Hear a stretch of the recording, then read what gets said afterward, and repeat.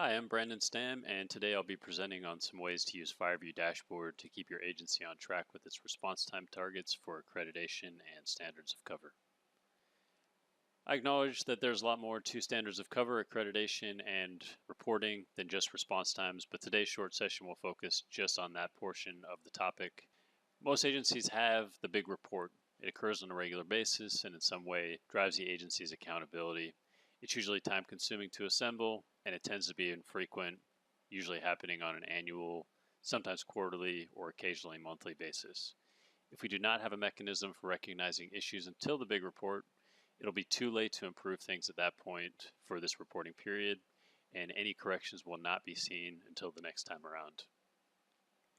So with that in mind, my focus in this session is to show you some ways that FireView Dashboard can be put to use to recognize issues earlier and do some initial analysis to inform corrective action. The goal here is to mitigate the impact on response time performance with two key benefits.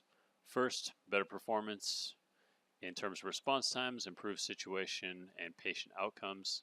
Second, letting in fewer bad response times will reduce the negative impact they have on your cyclical statistics and those regular reports.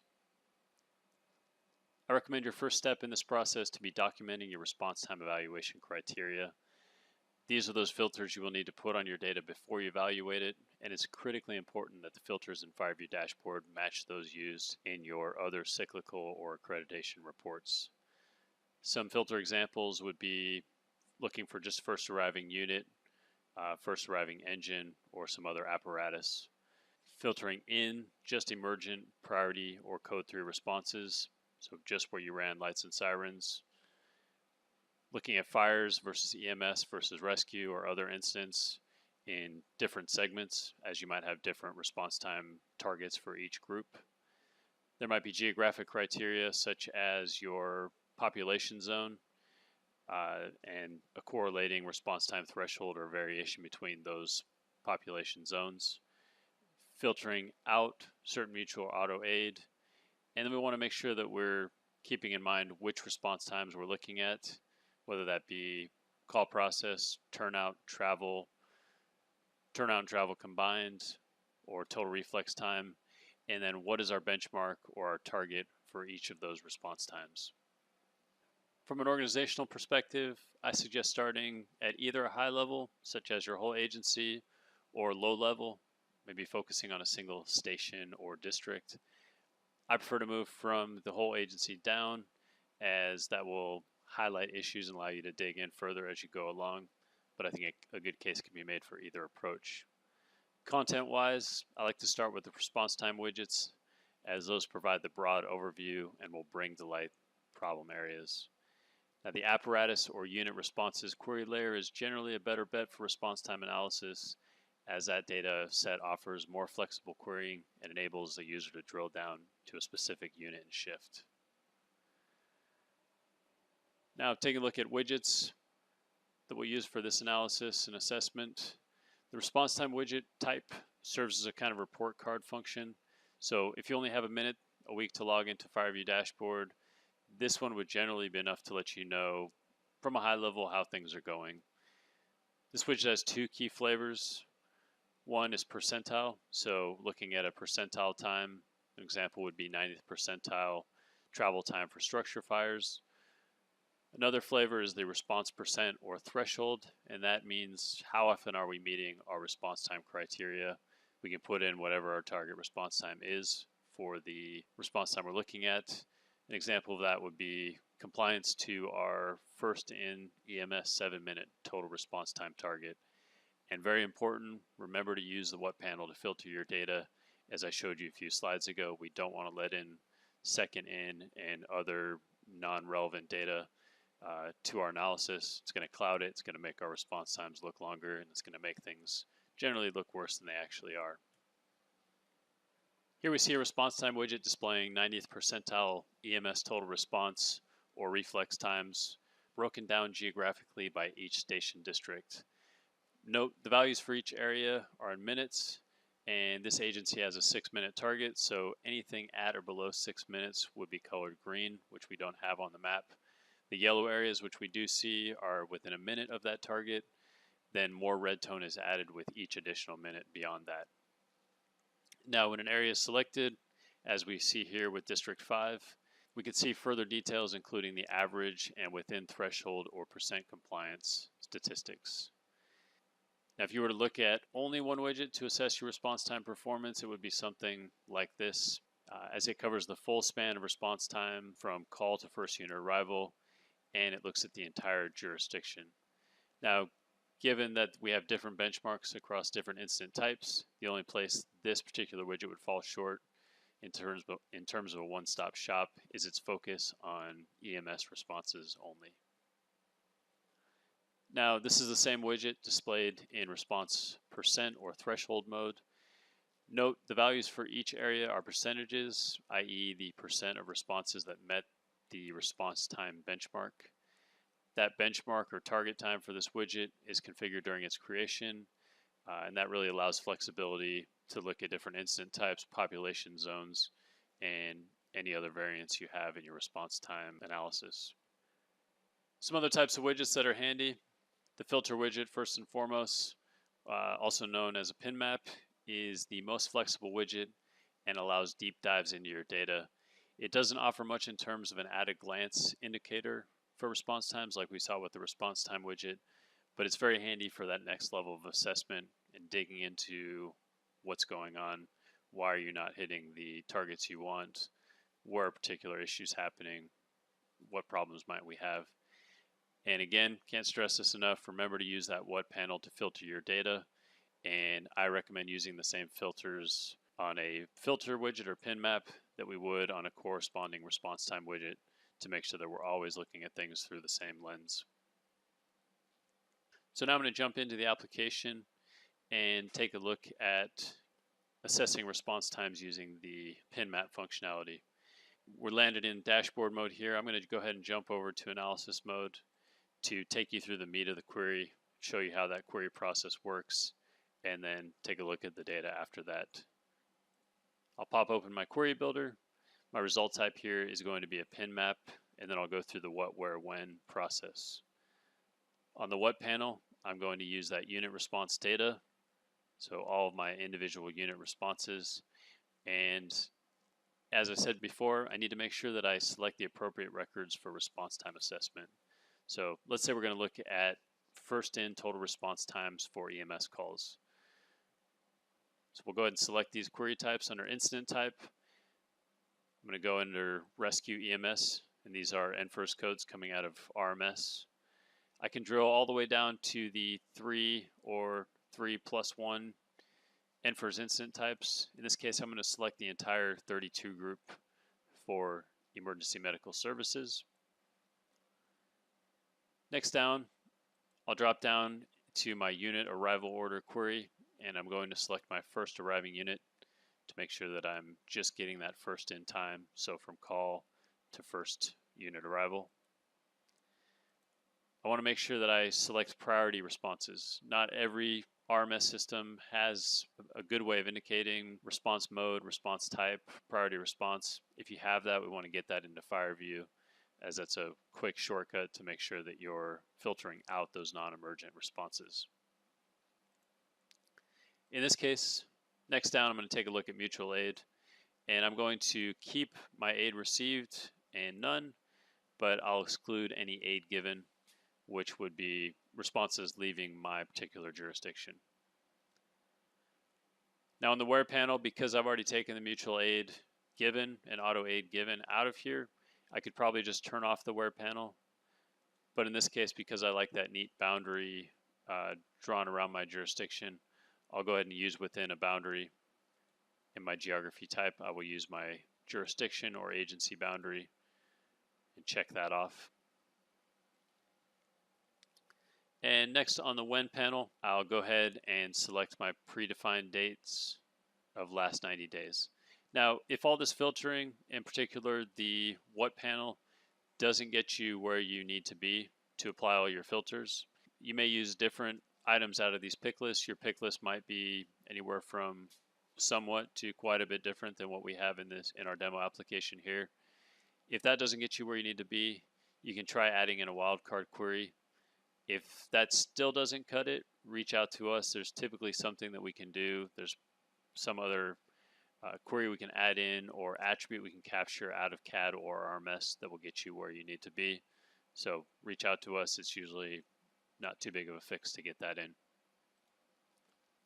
So at this point, I've got my query all ready to go, and I'll go ahead and run it. I get my results here on the map clustered because we have almost 2,000 records, 1,979, and we're zoomed out. I'm going to kind of ignore the map for now and jump right into my charts. So I've opened up the charts panel, and I'm going to jump over here to the temporal grid. The temporal grid shows our distribution of incidents by day of week as our rows and hour of the day as our columns. Now, I can also change this to show my response times. So I've got my different response time segments here. In this case, I'm going to select total reflex time and see how that looks. So warmer colors here are going to be longer response times. Cooler colors are going to be shorter response times. These are averages across the board. So this is not going to be necessarily an analytical tool outside of your ability to look for and recognize patterns. So right away, clear pattern here jumps out at us. Midnight all the way up until almost 6 a.m. we have slow total reflex times in comparison to the rest of the day. Almost on every day, it looks like it stretches out a little further on Saturday. Now, my suspicion is this is due to turnout times, as most agencies, if not all agencies, have slower turnout times in those non-wakeful hours. That's a common pattern in the fire service. So what we're seeing here most likely is the influence of those turnout times on our total reflex time. Beyond that, I don't see much of a pattern that jumps out at me, but again, that's really where this is a good indicator, especially when we put a lot of records into it. It allows us to visually recognize those patterns, and it can be a good place to start just to get an overall feel for what your challenge might be. We might see, if we looked at travel time, we might see a particular time of day where we have more traffic. We might see just generally slow travel times in the early morning where cognition is slow, things like that. I'm going to move over to the response time chart. This is a curve of our response times. We're looking at travel time now, and I've switched it to total reflex time. And we see a peak out here at 5 minutes and then tapering on down out to 15 minutes. So what I can do here is start to pick off some of those longer response times, try to figure out what's going on with those. So I'm going to go ahead and select each one of these bars out here, all the way down to 10 minutes. That's filtered my map down and my data all together. I can jump over to the table, take a look at those records. What I probably want to do is slide all the way over here to the right side to where I see my total reflex time. Click once to sort in ascending order. The second time I click, I sort in descending order. So now I've seen my longest total reflex time out here at 14 minutes and 45 seconds. And in this particular application, we don't show all the segments, so we're missing call process time there. We do have travel and turnout, so between those three, we can deduce what the call process time was. And travel and turnout combined are department response time in FireView terms. So in this case, we have a travel time of 9 minutes and 15 seconds. That was a big factor in our 14-minute and 45-second total response time. We see a similar issue on the second record. Moving on down, we see some shorter travel times, good turnout times, and then we can see that those longer response times here were due to long call process times. So, this is kind of the base level of your assessment. If your total reflex times look good overall in that report card mode, maybe we don't need to do so much work here. But if those are not quite where you want them to be, this is where we get down and filter down to, okay, which segment are we having problems in? Is it a few segments? And from there, We can do some further investigation here, both inside FireView and outside, and figure out exactly why we're struggling in that area and see if there's something we can do to make a positive impact there. So I'm going to go back here. I'm going to go back to my charts here, and I'm going to go ahead and grab everything that's above our 6-minute threshold. Now I can set my categories chart here on the left to station. And the idea here is to see if there's a station that, from a proportional perspective, is struggling more with longer response times. Right off the bat, I see station 3 with a count of 97 response times over the threshold versus 113 within the threshold. And I could, again, filter that down to that particular station's data, go over the table, look at these records, group, sort, read, examine, and try to figure out what's going on here. Now, if we're just looking for responses over the target response time, we can go back here to our query, which has been preserved because we're still in the same session. And every FireView application has a unit response time query, and that's where we can select response times over or under a certain threshold. In this case, we're just saying overs. So I'm going to go ahead and choose total reflex time over 7 minutes. I could use over 6 minutes if I wanted to, but I'm just going to leave a little buffer in there and run that same query. I get my results there. I'm going to go back to the charts, and this time I'm going to use the ad hoc chart. So on the left side, I'll break our data down by shift,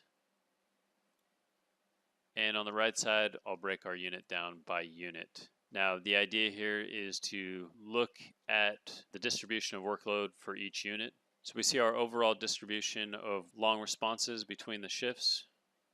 So shift A with 97, shift C with 98, and shift B with 84. And then we see our distribution across units. Now, depending on how your shifts work out, if they're 24-hour shifts, you might expect the total number of responses to be comparable between the shifts. That's not going to be the case with your units. A unit that runs more responses overall is more likely to have more long or over target, over threshold response times. So if I were to pick out a particular unit here, say A1, I can see that shift C has 14 response times over the target, shift B has 7, shift A has 11. Maybe not a great example, but if we see a particular shift for a particular unit that is struggling, we're down to a certain crew of firefighters, and we might have a performance issue there or something, training issue, something that we can improve upon with that particular group. I don't want to endorse targeting individuals, but it is important if we have a certain crew that's not performing as well as others that we're capable of recognizing that. Other widgets that might be useful in this include the density map. So these are going to give you a little bit different perspective than the response time and filter pin map widgets. Again, the density map can do things like show you volume of calls versus your response time performance, break down your response times that are over threshold by geography, such as district, dispatch zone, whatever boundaries you use within your jurisdiction, and see if you have a particular problem area geographically, an area that is difficult to reach, doesn't have a station well placed within that boundary, something like that. You can also take a look at response reliability and how that correlates with response times. The trend chart, maybe not super applicable, but we can look at day-to-day tracking of calls and unit workload and compare that to our above target response times to see if long response times correlate with more workload and maybe a shortage of resources. And then repeat locations can be used to look at those particular locations, whether that's an address or intersection, where we have repeated above target response times. The organization of widgets is important as well. We want to make sure that our users see what they want or need to know, and our dashboard becomes much more powerful if we build pages that tell stories. So we don't want to just have a random smattering of information. It's already a lot to take in. We want to have it easy to interpret and understand. So some ideas here: make a dashboard page that acts as a key performance indicator tracker. So put response time widgets for all of your key response time segments and all those different ways that you would break them up and have a one-stop shop showing how you're doing across the board. Widgets also work well in pairs or sets to do things like pairing the high-level report card view of a response time widget and the deep dive of filter widget, so that big picture and then the ability to dig in to particular issues and focus down on those. Historical comparisons of response time performance, so how are we doing last year versus this year, prior to a change, after a change, things like that. Looking at demand versus response to see if your resources are stretched too far to meet their response time goals.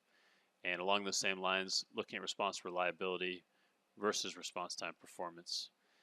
As we look to disseminate this information throughout the organization, we might want to break things down by specific areas, stations, or units to deliver focused information to the captains or battalion chiefs that are responsible for those areas and units to make sure that if they're being held accountable, they have the information they need to recognize a problem and analyze it themselves.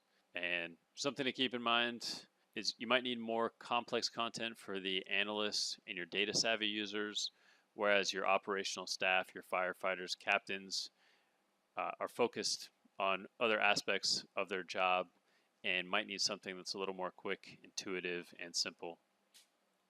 So now we'll jump back into the dashboard application. And I'm going to clear up my layers in analysis mode, as we'll be back here in a little bit. And I'll jump over to the dashboard. Here we are in the executive briefing book, which looks at the entire agency.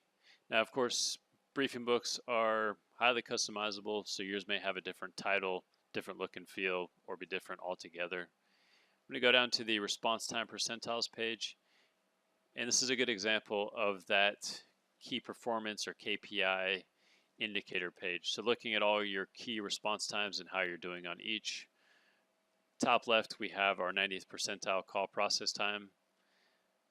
We have our 90th percentile first in travel time. On the bottom left, we have turnout time for fires versus EMS in the center. And then our total reflex time, 90th percentile for fires on top and EMS on the bottom. You'll notice for this one, we have a few boundaries that are white. That's simply because we don't have enough incidents within that time span and that boundary to calculate a 90th percentile value. You'll need at least 10 incidents there. Next page we'll look at is response time compliance. Now these are the same types of widgets we just looked at. These are the response time widget. In this case, they are set in chart mode. We can also set them to map mode. And one thing to note, whereas we tend to use district boundaries and smaller boundaries to show our response times in this application, when you're doing something like turnout time, especially for the entire agency, turnout time itself doesn't have a geographic element for the most part. I have heard arguments to the contrary, but turnout time is going to be generally more incident type driven than geographically driven. So for turnout time, doesn't necessarily make sense to break it down by district, whereas anything that involves travel time might make a little more sense to see how things distribute geographically, and that's what we're seeing here. So on the top, we have our three widgets showing our turnout time performance for our compliance to that 1 minute 20-second target for fires, same for EMS, and then we have our travel time against a 4-minute target. Corresponding, so paired with each of the widgets on top, we have a widget on the bottom, a filter widget, showing all those responses, so the same filter criteria applied to those, all the responses that went above that 1 minute and 20-second target.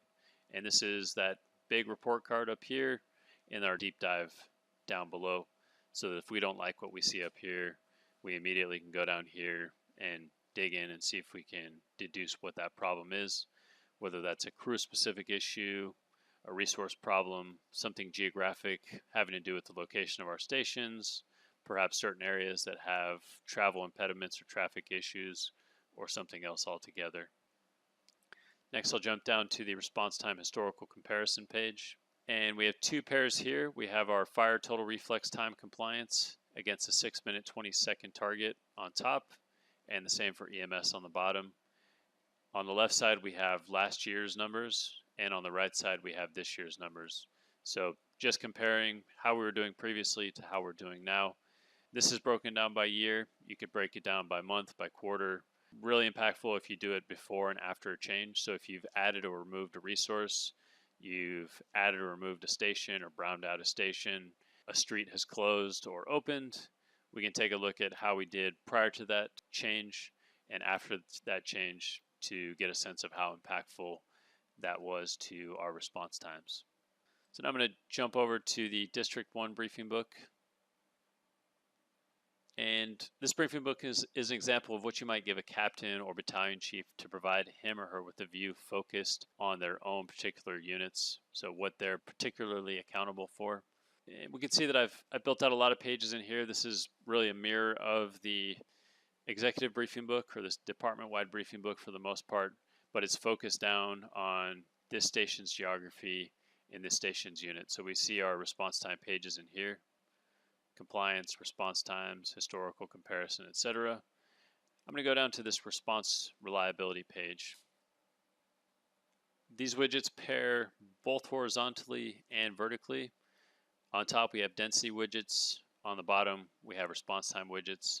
Top left we see the count of first due responses as first in into District 1. So how often were District 1's units first arriving within that district. On the right side, we see how often other stations' units were first arriving into that district. So we have a rate of about 10 to 1 in terms of response reliability. And then on the bottom, we see the correlating response times for when Station 1's units were able to respond into their own district versus when other units had to come in. So we go from 5 minutes and 38 seconds when that first due unit is available, down to 7 minutes and 19 seconds when another unit has to cross over. So a 1 minute and 41 second additional response time when another unit has to come in. Now, if our overall response time, 90th percentile, for this particular district looks good, then maybe we don't need to go into this depth. But when that response time overall gets below a point that we're comfortable with or below our threshold or benchmark, this is a type of analysis that might be handy to help dig into that issue. So if we see response reliability declining, and you're almost always going to have slower response time when another unit has to cross over into this district, this is going to allow us to see what we're sacrificing in terms of response times. Now, the last thing I will show you in terms of widgets, something that's more on the creative end of the spectrum. And this is a multi-layer widget, which is just several widget result types combined into a single view. In this case, we're using the repeat locations widget type. And in gray, we have our overall incident repeat locations. So those addresses and intersections where we've had repeated incidents. And on top, we see our repeat locations for first in responses that were over our 7-minute total reflex time or total response time threshold. And the idea here is if you have a location that has a high volume of incidents, just as with units that have a high volume of responses, you're more likely to have more over threshold response times. So here we see a location that has 8 responses that went over our 7-minute total reflex or total response threshold. And then with some careful selection, we can get the bubble underneath that, and we see that there were 26 total incidents here. And what that allows us to do is just determine if we actually have a particular response time issue at this location, or if the count of long responses are just a byproduct of an abnormally high volume of calls at that particular location. So we see a lot of repeat locations that have no repeated long response times, and then we see some patterns elsewhere. So hopefully you can see the value of some creativity from this approach. This particular widget might not be of use to you, but I wanted to give you some ideas of ways that you can be creative to use the dashboard and add that in to the mix with the other side of being detail oriented, making sure you set up your widgets, your filters, and your content in a very accurate and focused manner. And finally, I would be remiss not to show you how to build a response time widget or query. Since that process is parallel for both dashboard mode in terms of building widgets and analysis mode for a query, I'm going to run that query in analysis mode so you can see the result immediately. So I'll jump back to analysis mode. In my query builder up here, I'm going to choose my result type as response time. I'm going to open up the what panel. First thing I'm going to do is reset my query builder and make sure that I'm starting from scratch. So I'll select my unit responses query layer, and let's say we want to look at travel time for structure fires. So my incident type here, I'm going to drill down under fire explosion. I'm going to go as far as choosing the 11 group, so anything that starts with 11, choose that entire group. Again, I'll go down and choose unit arrival order. I'm going to select first arriving unit. Something to keep in mind, anything that involves travel time, we're typically going to be looking for that first arriving unit time. Turnout time can be a different story. Whether you're first unit dispatched or fifth, we probably still want to maintain those low turnout times. So when you're doing something with turnout times, you might leave off that first arriving unit query. Again, I'll go down and check off my priority responses, and then I'll drift over to the where panel. Now, with the response time widget, we have another manner of selecting geography. So most of the time, unless you're a multi-agency or multi-jurisdiction application, and even then, most of the time, we can just turn off search by location here, and we'll deal with that on the options panel. On the when panel, I'm going to go ahead and choose my units as months, and I'm going to set my duration to 12. My thinking here is we're looking at structure fires, and we probably don't have a high volume in less than 12 months, or high enough volume to paint this widget. Next, I go to my options panel, and this is where I deal with geography. So I need to choose a boundary layer that we're going to break this down by. I'm going to go with districts here. Had I used something on the where panel, I could use these spatial filters. If not, I have these options down here. I can select the districts to include, or because these are all within my jurisdiction, I'm going to go ahead and select all features there. Next, I'll jump over to the Legend tab. First and foremost, I need to choose my response time field over here. So we're going to focus on travel time this time. I want to make sure I do that first, as if I change that later on, it will reset all my settings over here. So these are those three flavors of a response time widget we see here. We've got average, percentile, and we can set our percentile value, most likely 90, which is pre-populated. And lastly, we have response percent, and this is where we can set that threshold. Now, in this case, I'm going to choose to show this as 90th percentile, but especially if I'm building a widget, because the end user is going to be able to toggle between these three settings, it's always a good idea to go ahead and set a response percent if you have that value at hand. So in this case, I'm going to set my response percent at 4 minutes. The reasoning here is that user is going to be able to toggle between these different views. They're going to be able to view that response percent. If we leave it at 0, you're going to end up with a 0% compliance value, which is either not going to look good, or maybe a little bit confusing for that user. I'll go ahead and run that. Now we see 4 districts here with very low 90th percentile travel times. We've got District 6 all the way down at 2 minutes and 51 seconds. Like I said, if I click on that boundary, I get all my values here. So I see my average time even lower at 153. I see my within threshold, so that's my response percent against that 4-minute target. In this case, whopping 100%, and my count of 30 total incidents. We've got this district down here at 411, just over the threshold, and then a little further out at 514. And again, a white boundary here because we only have a count of 9 incidents. We haven't met that 10 requirement to capture or calculate a percentile. And if this were a widget, or if I'm doing this in analysis mode, the user again has the ability to toggle between these views by changing the legend display type. So I can show average, we saw percentile, or I can change this down to threshold percent. So if my threshold was left at 0, my threshold percent is going to be 0 across the board with the dark red map, rather than this nice looking map that takes me right to my result. So in terms of data quality, the key consideration is the quality of your data.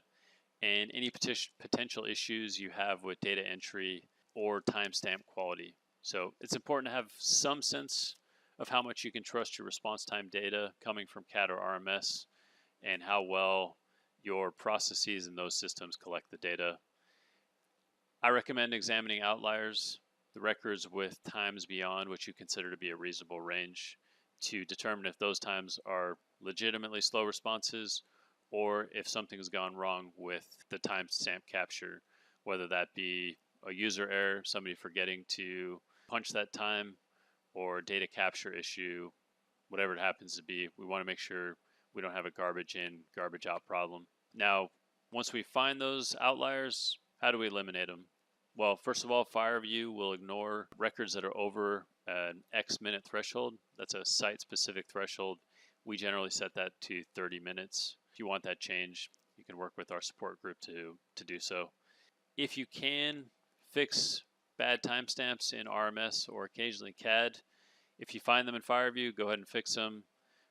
The next time FireView pulls in the data, it's going to recognize those changes, pull in those new timestamps, solve that problem. And lastly, if you recognize there's an issue with your software or your operations, fixing that issue is going to improve your data, which is going to improve how your reports come out, how easy and accurate your analysis is, and the overall quality of the outputs from FireView, your accreditation reports, those cyclical reports you're running, all that kind of stuff. So with that, I'll wrap up today's session. I want to thank you for taking the time to watch this video, and I hope you found it to be helpful.